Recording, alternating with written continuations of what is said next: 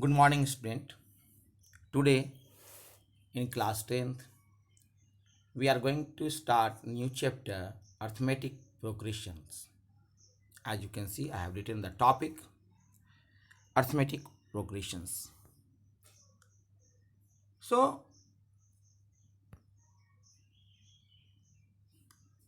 you must have observed that in nature, many things follow a certain pattern, such as petal of a sunflower. As you can see, petal of sunflower, holes of a honeycomb, a green on a maize comb, the spiral on the pineapple and on the pine cone, etc. We now look for some patterns which occurs in our day-to-day life. Some of such examples are here given 1, 2, and 3, as you can see here. But about the patterns we have studied in class, in primary classes as well in secondary classes, you may have done solve the problem of patterns A, B, B, C, C, of pattern of color, pattern of you have read pattern about in the border of any rooms, border of a cloth. In this way, you have a study about the patterns. So here the number patterns we will study about the number patterns. We have a study about the number patterns also in previous classes. So here I have given the examples. Rina applied for a job and got A selected. She has been offered a job with the starting monthly salary of 8,000 with an annual increment of rupees 500 in her salary. So her salary for the first, second and third year will be respectively 8,000, 8,500 and 9,000, etc. It is the length of a rug of a lander, there you can see there a lander in figure, decreases uniformly by 2 centimeter from top to bottom. The bottom range is 45 centimeter in length and the length of the first and second and third and eighth rug of the bottom to top are respectively 45, 43, 41, 39, 37, 35, 33 and 31. So it is also in a pattern. So the number pattern, that is you can see here, that is if we subtract, that is we add, we subtract the 2 from the first one, we get the second one, and then when we subtract 2 from the second one, we get third one. When we subtract 2 from third one, we get fourth one. So in this pattern, there is a pattern. In saving scheme, the amount become 5 by 4 time of itself after the every year maturity amount of a certain investment of the 8,000 after 3, 6 and 9 and 12 year will be respectively 10,000, 12,500, 15,625 and 1 lakh 95,000,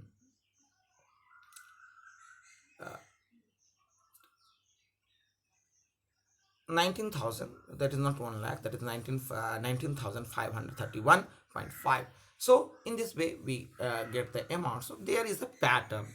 So in uh, in the above examples, that is the as you can see here, in above examples, in 3 examples, that is we observe some patterns. In some we find that the succeeding terms are obtained by adding a fixed number, in other by multiplying the fixed number, and in another we find that they are the square of consecutive number, and so on. So in this chapter, we will discuss one of this pattern in which the succeeding term are obtained by adding a fixed number to preceding term. That is when we add or subtract fixed number, then we will get the other number. So we shall also see how to find the nth term and the sum of n consecutive terms and use this knowledge in solving some of the daily life problems. Now, here we know that is it known as arithmetic progressions. That is the first one by adding or decreasing, subtracting a fixed quantity that is known as arithmetic progressions, as you have some idea about that thing. So let's see the example here. I have given example. Arithmetic progressions consider 1 2 3 4 100 70 40 10 minus 3 minus 2 minus 1 0 3 3 3 minus 1 minus 1.5 minus 2 minus 2.5. Each of number are listed in the term. These are known as term. So each of number this in the list is called a term. Given term can write in next term in each of by list above. If you how you will write it. So in first one, that is 1 2 3 4, that is each term is one more than the term preceding it. In second one, 100 70 and 40 and 10, the each term is 30 less than the term preceding it. In third one, that is you can see a third term, that is 3 3 3, that is minus 3 minus 2 minus 1 0. So each term is obtained by adding 1 to term preceding it. In fourth one, that is each term is obtained by adding 0. That is, if you can add 0 in each term, you will get the same term next time. And minus 1 minus 1.5 in each term obtained by adding 0 minus 0.5. So there is a fixed quantity that we have added and we proceeding in the terms. So that is the this term. The first term is first to fifth. There is a fixed quantity we have added in each one. So now next one is that you can see in all this above that we can see the successive terms are obtained by adding the fixed number. So such a list of a number is said to form an arithmetic progressions or arithmetic progressions. What are the arithmetic progressions? We can define here now. That is, an arithmetic progression is the list of a number in which each term is obtained by adding a fixed number to preceding term except the first term. So this fixed term number is called common difference. That is the AP. Remember that is the it can be positive, negative or 0. So that is common difference, that is we denote it by D. So it is known as the common difference. It can be positive, it can be negative or it can be 0. So in above 5 examples, that is the in fourth examples you have seen, that is that we have added only 0 in all the terms and we get the 3 3 3 3. That is the we have added 0. So we can add 0, we can add subtract 0, we can that is a common difference that can be the positive or negative that can add it in the first term or second term to obtain the third term. Now as we are proceeding in next that is the you can see here, let us discuss. Note that the first term of AP is A1, second term is A2 and nth term of the AP is AN. So common difference is D. Then AP A1 A2 A3 AN. So A2 minus A1 equal to A3 minus A2 equal to AN minus AN n minus 1, that is known as D. So we when we subtract the that is the first term from the second term, we get the common difference, that is the D. So this is the example as you can see here. The some examples here. AP arithmetic progressions are given. Height of a sum of the student in school are standing in a queue. Morning assembly is given 147 148 149.